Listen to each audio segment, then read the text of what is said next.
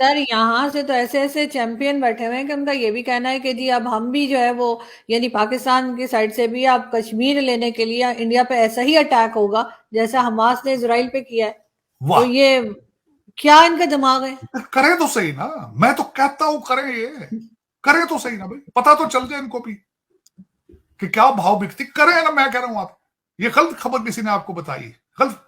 हमारे पिछले जो हमारे आर्मी चीफ थे वो तो जाती दफा क्या कहते थे, टैंकों को जंग लग चुका है यार, बस करो। होगा भी ऐसे। नवाज शरीफ साहब का पास जो, उनके पास जो कोई अगर दो चीजें उनके पास हैं अगर, तो उसमें एक चीज यही है कि भारत के साथ वो रिलेशनशिप अपने अच्छे चाहते हैं। मैं बता रहा हूं आप, हाँ बिल्कुल।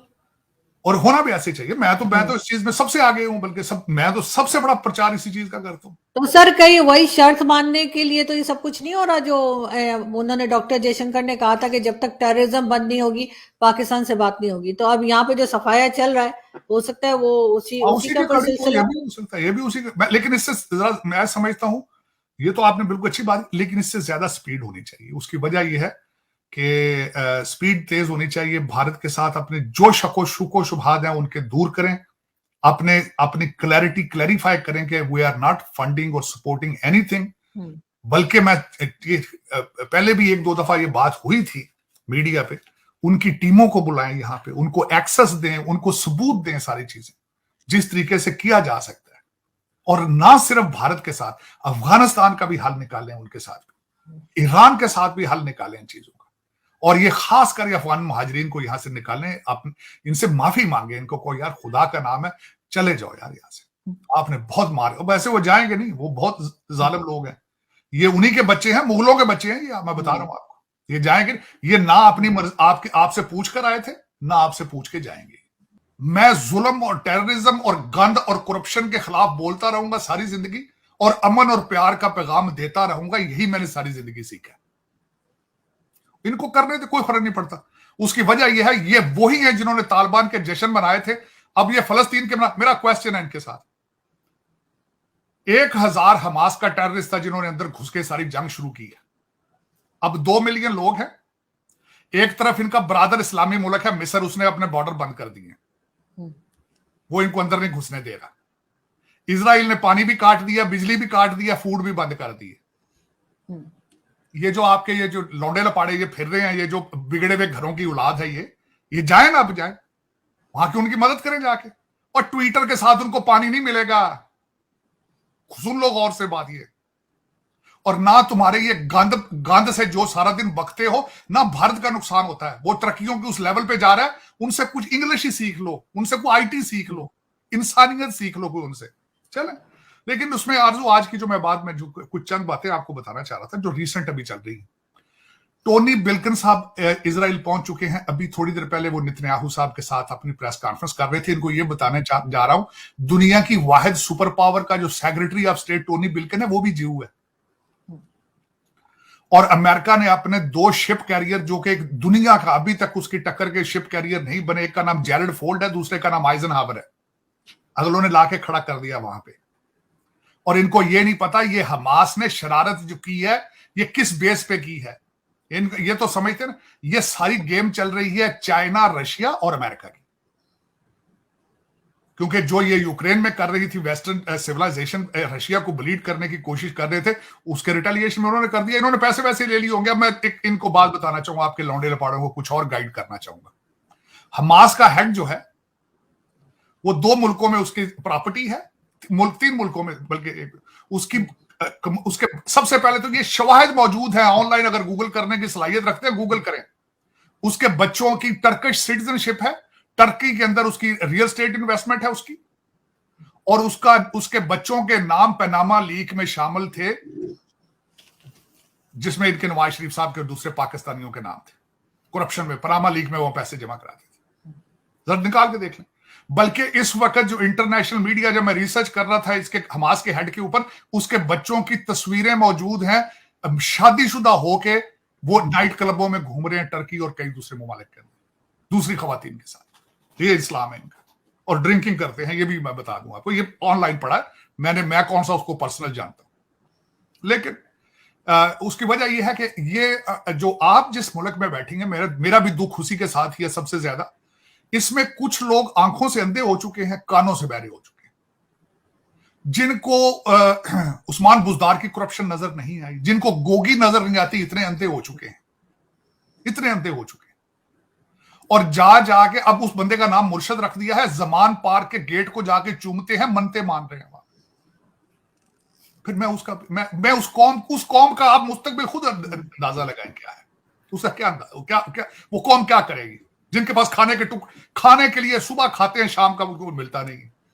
तो सर दिमाग तो बहुत है इनके पास, इसलिए कि अभी जो बीबीसी की एक रिपोर्ट आई थी उसमें उन्होंने कहा जो भिखारी पकड़े गए गल्फ से, वो कहते हैं कि जी पाकिस्तानी रुपीस में भीख मांगते हैं, फायदा नहीं होता, इसलिए हम दूसरी कंट्रीज में जाते हैं।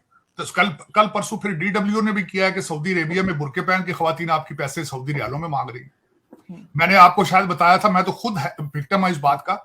इन कुछ इस आंखों से अंधे लोग जो हैं, हरम शरीफ के अंदर मेरे सामने मुझसे बैठ के पैसे मांगते रहे, हरम शरीफ में मस्जिद नबवी में मेरे से पैसे मांगते रहे बैठ। तो इस कौम को फिर मैं इसका क्या बताऊं आपको, आप किस मुल्क में बैठी हैं और इसका क्या फ्यूचर है, क्या बताऊं लेकिन ये कि इस वक्त हालात वहां पे ये हैं, आप देखिएगा आगे फ्यूचर में। उसकी वजह ये है, इनको ये चाहिए, ये जो इधर आपके इस्लाम के ठेकेदार सारे बैठे हैं, पहले लीबिया में देख लें क्या हालत हो रही है, पहले देखें इराक में हालत क्या हो रही है, सीरिया के अंदर क्या हालात हो रहे हैं। आप इन मुल्कों की खवातीन जो है सारे यूरोप के अंदर प्रोस्टिट्यूशन ये जो आप कर रहे हैं, ना सिर्फ खैरात मांगती है बच्चियां इनकी, वहां पे सारी प्रोस्टिट्यूशन में इन्वॉल्व हो रही है। ये इस्लाम के ठेकेदार उस तरह तवज्जो नहीं देते सारे।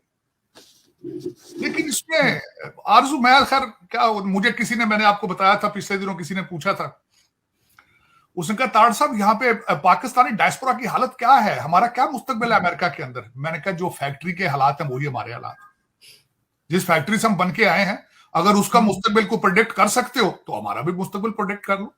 न्यूयॉर्क, यहां सबसे ज्यादा पाकिस्तानियों की आबादी है, एक काउंसिलमैन तक नहीं है वहां पे।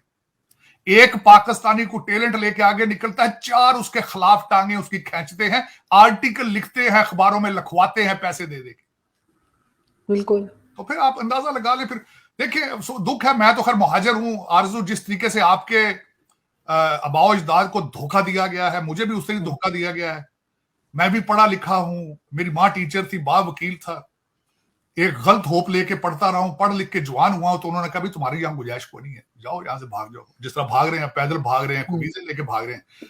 मैं तो गॉड ब्लेस अमेरिका, जिसने मुझे संभाल लिया, जिसने इतनी इज्जत दी है, खाना देता है, शराफत के साथ मैं सोता हूं, उठता हूं। वरना वो जो आप जिस दोजख में रह रही हैं वो दोजख है। मैं हैरान हूं इस बात पे। रिश्वत के हालात देखें, बाहर निकल के देखें क्या हो क्या रहा है। बिल्कुल। और मैं बिल्कुल इस वक्त सिर्फ, मैं आज भी किसी से बात कर रहा था, मुझे सिर्फ 2 इंसानों पे अभी को उम्मीद है जो नजर आ रही है। एक आपके आर्मी चीफ है, दूसरे काजी फायज ईसा है। कई रोजाना कहते हैं जी आप कैसे बात कर रहे हैं, you are a lawyer and you are supporting army chief. मैंने कहा यस, उसकी वजह यह है कि आप वो कौम हो कि सिवाय फियर के, खौफ के अलावा आप काम नहीं कर सकते, और डंडे के बगैर आप नहीं चल सकते। और डंडा किसके पास है? वो आर्मी चीफ के पास है। लेकिन सर पाकिस्तान में आजकल तो सिर्फ अभी इनका रुख जो है, पहले कनाडा और इंडिया की तरफ था, ये यही बात करते थे यहाँ पे लोग, और पॉलिटिशियंस भी भारत की और कनाडा की बात होती थी। अब जो है वो इजराइल और फलस्तीन की बात होती है। पाकिस्तान के इश्यूज खत्म हो गए हैं या ये डिस्कस नहीं करना चाहते, छुप जाते हैं ये? आरजू एक मुझे ये बताएं, आप कहें कि पाकिस्तान के इशू होता है अगर पूरी बाकी सारा कुछ ठीक हो, 1-2 इशू हो जो सारी सोसाइटी कोलैप्स कर गई हो, मॉरल इकोनॉमिक नहीं है। इकोनॉमिक्स ठीक हो जाते हैं, इकोनॉमिक बिगड़े हो ठीक हो जाते हैं, लेकिन फ्लड आ गया फिर ठीक हो गया, कोविड आया फिर ठीक हो गया। जब एक सोसाइटी इखलाकी तौर पे कोलैप्स कर गया, आप कह रहे हैं उसको किस तरह ठीक किया जाए? इस वक्त आपका ये हल है ये कि इसको पूरा डिसमेंटल किया जाए सारा। आपके एयरपोर्ट बंद कर देंगे, वैसे भी बंद ही हो रहे हैं क्योंकि पीआईए तो बैंकरप्टी हो रही है। वैसे भी इस वक्त फॉरेन एयरलाइंस आ रही हैं, वो आपकी लोकल करेंसी में तो टिकट देते नहीं है। वो कहते हैं वीजा मास्टर कार्ड पे डॉलरों में टिकट लेना है तो लो, नहीं लेना ना लो। वो भी जिस हालात से उनके भी पैसे यहां फंस जाते हैं। वो आपके एयरपोर्ट बंद होने चाहिए। पाकिस्तानी जो बंदा बाहर जाना चाहे वो अपना पहले बता के जाए कि किधर से पैसा किधर लेके। आपका आज इजराइल के अंदर क्या हुआ है? इमरजेंसी यूनिटी गवर्नमेंट बनाई गई है। जब तक आर्मी चीफ पाकिस्तान के अंदर इमरजेंसी यूनिटी गवर्नमेंट नहीं बनाएंगे, पाकिस्तान नहीं बचेगा। आज आपके हालात वही हैं जो इस वक्त गाजा के, आपके बिल्कुल वही हालात है। आपका गाजा ही बन चुका है क्योंकि आपको 10-15 हजार लोगों ने यरगमाल बना रखा है। उनके अपने बच्चे सबके अंदर बैठे हैं, वो बारी बारी यहां आते हैं, डाका डालते हैं, चले जाते हैं। चाहे वो सरकारी अफसर कर लें आप, चाहे वो जुडिशरी कर लें, चाहे वो एस्टेब्लिशमेंट कर लें, चाहे सियासतदान कर लें, ये सारे एक ही ग्रुप का हिस्सा है। आपको इन्होंने यरगमाल बनाया, आप गाजा में ही रह रहे हैं। आप इस गाजा को बचाने के लिए आपको भी इमरजेंसी यूनिटी गवर्नमेंट की जरूरत है।